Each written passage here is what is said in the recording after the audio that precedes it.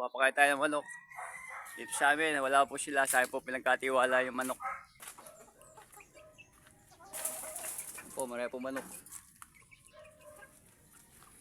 Yan po ang pangunahing alaga ng mga tao.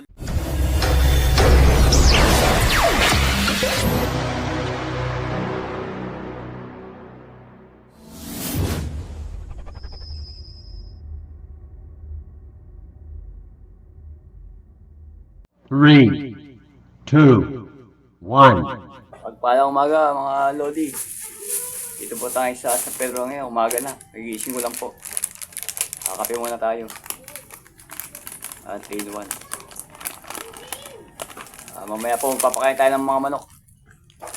Tayo muna ang pinagkatiwalaan dito sa aming kapitbahay na may mga alagang manok.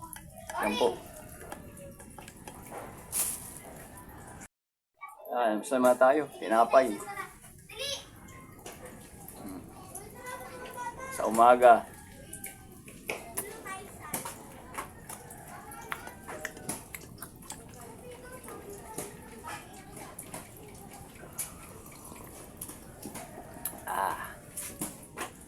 Dito po tayo sa San Pedro, Laguna.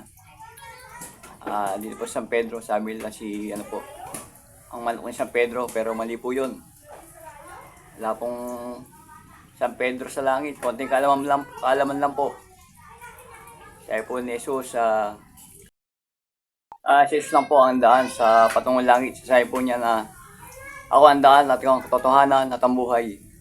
Walang maaaring sa Ama kundi sa pamamagitan ko. Yun po, siyang sinasabi sa ating Panginoon. Hindi po si San Pedro.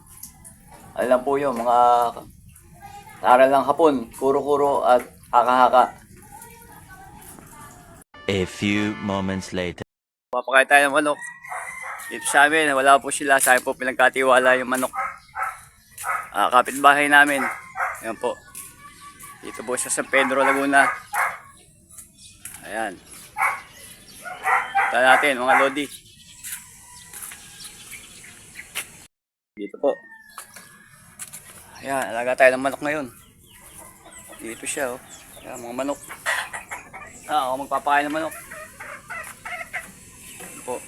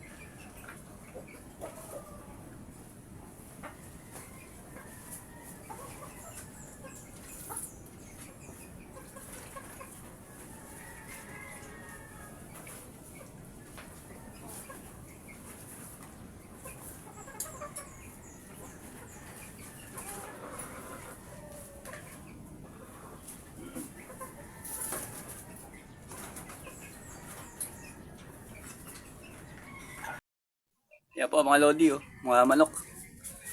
Marami po manok dito sa San Pedro. Si San Pedro po ang ilang santo sa San Pedro na marami manok. Yan po. Dito po yan.